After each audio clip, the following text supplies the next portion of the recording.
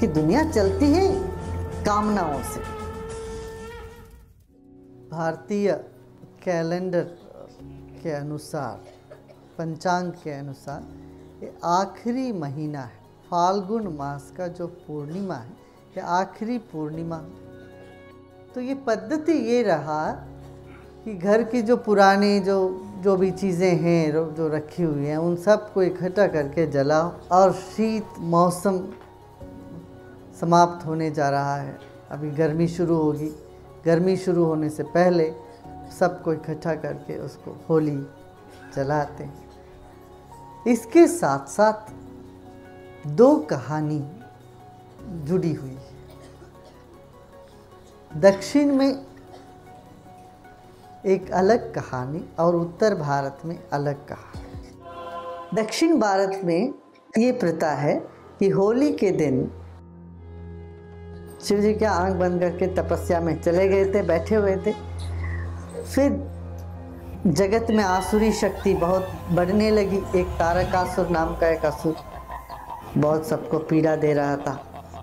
उसको पता चल गया कि शिव जी तो अकेले बैठे हैं, अब शिव जी के संतान से ही मेरा मृत्यु होगा, ये उनका वर था। उन्होंने वर प्राप्त कर ली ब्रह्मा को प्रसन्न करके। पौराणिक कथा है इस तरह।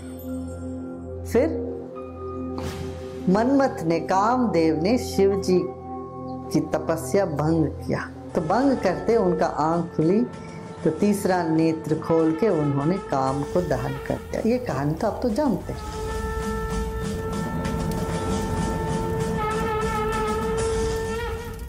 पुरानी सारी कामनाएं इकट्ठे करके रखते हैं मन में, वो सब कामनाओं को जला डालो, नया जीवन शुरू हो जाए। नई साल जो आने वाली है उसकी तैयारी है। काम को यदि हम नहीं जलाते हैं, काम हमको जला देते, तो कामनाओं को जलाने का मतलब ही ये है कि तृप्त हो जाना, पूर्ण हो जाना, समर्पण कर देना। तो शिव जी ने नेत्र खोला, फिर भस्म हो गया काम। फिर सारे देवता घबराने लग गए कि अरे संपूर्ण रूप से काम यदि समाप्त हो जाए फिर करें क्या, दुनिया में कुछ नहीं चलेगा, फिर किसी की कोई कामना ही नहीं उठेगी, ना अच्छा ना बुरा ना कुछ भी, कि दुनिया चलती है कामनाओं से। फिर शिव जी ने कहा ठीक है, अब नई कामना की सृष्टि करते हैं, सत्य काम। होली के दिन उन्होंने काम को उत्पन्न किया। तब रंग से सब लोग खेले और जो नीरस जीवन में फिर कामना का, नई कामनाओं की उदय हुआ, रसमय जीवन हो गया। और शिव जी और शक्ति के साथ मिलकर स्कंद या कार्तिकेय को जन्म दिए थे। कार्तिकेय ने तारकासुर को वध किया। ये एक कहानी प्रचलित है। शिव शांत है और शक्ति ही है, तो शांति और शक्ति का मिलन कार्तिकेय, योद्धा, प्रज्ञावान, अग्निपुत्र, कृत्तिका नक्षत्र के दिन उदय हुआ। तो जीवन में वो कार्तिकेय की शक्ति आनी चाहिए, वह वीरता, शूरता, काम करने की क्षमता, काम दहन हुआ और सत्य काम का उदय हुआ। तो पुरानी कामनाओं को जला दो, नए हो जाओ। कैसे होगे? फिर अपनी चेतना में बैठ के शांत होकर के, योगस्थ होकर के उस चेतना से जब निकलेंगे, कोई नई नई विचारें आएंगी, नई नई जीवन में प्रवृत्तियां होंगी, प्रज्ञा उभरेगी। ये पुराण का एक कहानी। दूसरी जो कहानी है, हिरण्यकश्यप की बहन होलिका ने, उनके पास ऐसा कोई वस्त्र था, वो वस्त्र पहन के जब बैठती थी आग उसको नहीं जला सकती। तब वो प्रहलाद को लेके बैठी, मगर प्रहलाद नहीं जले, होलिका जल गई। ये कहानी। हिरण्यकश्यपु शब्द का अर्थ है, कश्यपु माने पश्य का, देखने वाला। हिरण्यकश्यपु जो हमेशा सोना देखता है, जिसके दृष्टि में पैसे ही पैसा है, संपत्ति संपत्ति देखने वाला, जिसको ना माँ बाप बेटा पत्नी कुछ नहीं नजर आता, पैसे ही पैसे नजर आते हैं, उनका नाम लग सकते हो हिरण्यकश्यपु। हिरण्यकश्यपु के पुत्र प्रहलाद। आपने ये शब्द सुने ना, आह्लाद। आह्लाद माने क्या? खुशी, संतोष। प्रहलाद माने, ख्लाद माने खुशी, संतोष। प्रहलाद माने जो विशिष्ट रूप से जो आनंद मिलता है उसको प्रहलाद कहते हैं। एक अति विशिष्ट रूप का जो संतोष, खुशी, वो प्रहलाद है। वह प्रहलाद बड़ा नहीं हुआ, बालपन में पैदा होता। और वह प्रहलाद किसके साथ जुड़ा है? नारायण के साथ, आत्मा के साथ जुड़ा। आत्मा से जो खुशी मिलती है वह खुशी और कहीं नहीं मिलती। मगर हिरण्यकश्यपु की चाह भी क्या है? वैसा ही आनंद। हर एक का चाह, चाहे वो कुछ भी करे, एक ही है, प्रहलाद। ऐसा विशिष्ट आनंद की तलाश में लोग शराब पीते हैं, खेलते हैं और पैसे इकट्ठे करते हैं, बाकी जो भी जो हित अहित सब काम कर बैठते हैं। किसके लिए? किसकी चाह है? प्रहलाद की चाह। ऐसा आनंद मिले हमें, विशिष्ट रूप का आनंद जो कभी खत्म ही नहीं हो, वो प्रहलाद।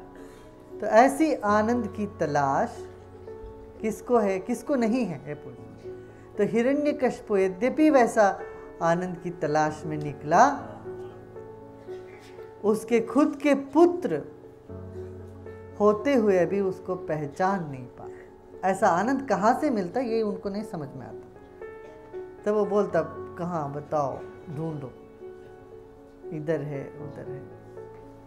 जो लोभी व्यक्ति दूसरों को कम सताता है, खुद को ज्यादा सताता है। औरों को सताने की बात तो अलग है, हम समझते हैं लोभी या क्रोधी व्यक्ति औरों को सताता है, नहीं, वो खुद परेशान रहता है 24 घंटे। तो किसी का सिर फोड़ने के लिए सोचने वाला आदमी फोड़ता तो एक बार है, मगर उसके बारे में सोचता है, बहुत परेशान रहता है 24 घंटे। कुकृत्य करने के लिए कम समय चाहिए, मगर उसके बारे में सोचना, पूरा योजना तैयार करना बहुत समय चाहिए। वो बहुत समय में परेशान रहता है। इसीलिए देखो उनके चेहरे देखो, उसमें कोई आनंद, मस्ती, शांति नहीं होती, कभी नहीं हो सकती, असंभव है। तो वो खुद को सताए, खुद के बेटे को सताए, एक ही बात। हिरण्यकश्यपु इस तरह परेशान रहा, अपने ही बेटे को हर तरह से परेशान किया उन्होंने। तरह तरह की परेशानी उसके सामने मौजूद हुआ, मगर प्रहलाद को कुछ नहीं हुआ। इसी तरह हमारी भीतर जो आत्मा है उसको कुछ नहीं होता, यद्यपि मन तरह तरह की कामों को लेके हम अपने आप को सताते रहते हैं। मन में बहुत सारी चीज़ों को लेके अपने आप को शोषण करते हैं। फिर प्रहलाद ने प्रार्थना करी तो खंभे से भी भगवान निकला है। माने जैसे बोले भाव हो और मस्ती हो, भगवान के सिवाय कुछ नजर ही नहीं आता।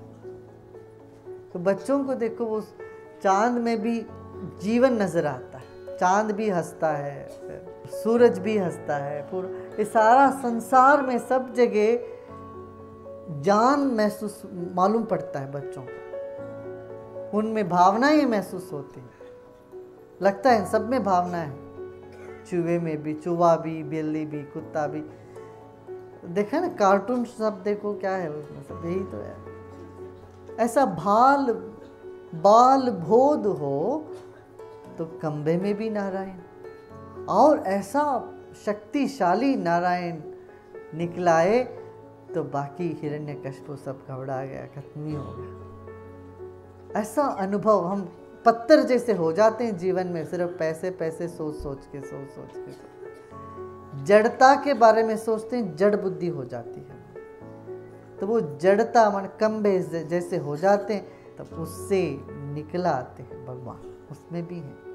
वो चेतना का उदय ही होली है। अब चेतना का उदय हो गया तो क्या, फिर तो रंग बिरंगी सब जगह रंग से खेलो। अक्सर हम समझते हैं वैराग माने ऐसा होगा, सब सुस्ती सुस्ती, किसी में कोई आसक्ति नहीं, एकदम चेहरा लटका कर ऐसे बैठे हैं मुर्दे जैसे, क्या है, कुछ नहीं है जी, क्या है जीवन। इसको हम वेदांत समझ बैठते हैं, बिल्कुल गलत है। वेदांत माने मस्ती। इसलिए जितने भी स्वामी संत हैं हमारे देश में, इनको काला वस्त्र नहीं पहनाया गया। ये कैसे, वो लाल रंग रंग के लाल, और सब स्वामी संतों का नाम के पीछे आनंद लिखा जाता है। प्रज्ञानानंद जी महाराज, वो आनंद जुड़े, वो तो आनंद स्वरूप है। स्वतंत्रानंद जी, इस तरह से आनंद जोड़ा करते थे। वैराग्य माने वो एक बोरियत नहीं है, वैराग्य माने ऐसा मस्ती, आनंद। हाँ, संन्यास का मतलब ही आनंद, आनंद में रमने वाले। तो जब खंबे से निकले भगवान बाल प्रहलाद को आशीर्वाद देने के लिए, तुम्हारे भीतर जो आनंद है, खुशी है, उसको बचाने की तृष्णा भगवान को है, ये समष्टि को है। इसलिए समष्टि हर तरह से तुमको प्रसन्न करना चाहता है। ये समष्टि, ये सृष्टि तुम्हें प्रसन्न करना चाहती है हर तरह से। इसलिए एक तरह का फूल नहीं उगाया, कई हजारों तरह के फूल, सब्जी, और रोज रोज देखो अलग अलग तरह की पेंटिंग मिलती है तुम्हें। आसमान में देखो, रोज एक ही तरह का बादल नहीं है, हर एक दिन एक नया पैटर्न। किसी तरह से तुमको खुश करने की चेष्टा में लगी हुई है ये सृष्टि। कहते हमको देखो भाई, खुश हो जाओ। हम फिर भी मुंह लटका के हिरण्यकश्यप बन के रहते हैं, या हिरण्याक्ष या हिरण्यकश्यप।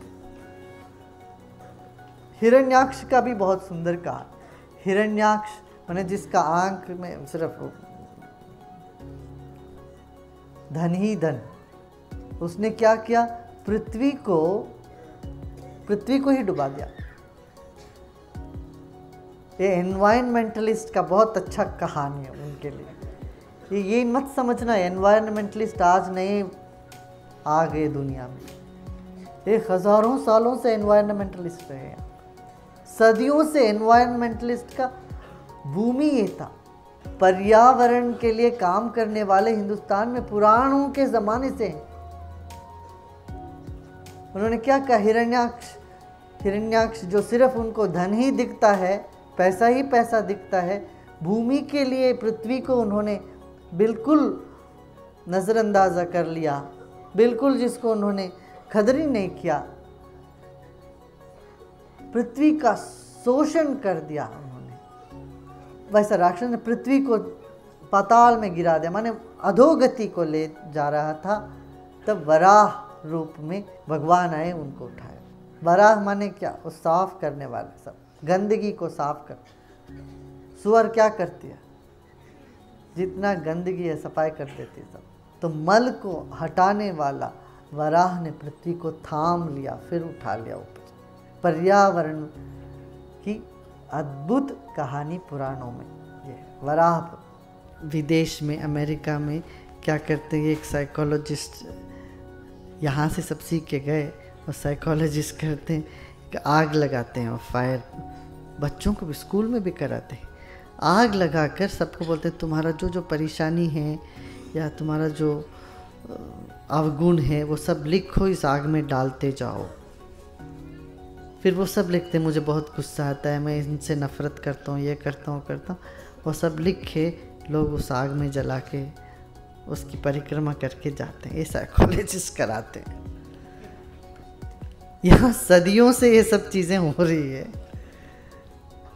अब अमेरिका में आग में सब डालने का ही एक प्रथा शुरू कर दिया। अभी 8-10 साल से चल रहा है। कभी आप टेलीविज़न में भी दिखाते हैं, स्कूल में क्या करते हैं, फायर प्लेस बना देते हैं और लोगों को कहते हैं कि लिखो, ये लिखो तुम्हारा जो भी परेशानी है, गुस्सा है, क्रोध है, द्वेष है, सब लिखो, पर उसमें डाल दो, आग में आहुति कर दो। तो इस तरह से आज होली जलाओ और सारी पुरानी सब बातें, जो द्वेष है, नफ़रत है, उन सब को जला डालना है और फिर प्यार का रंग सब रंग में सबको रंगा देना है।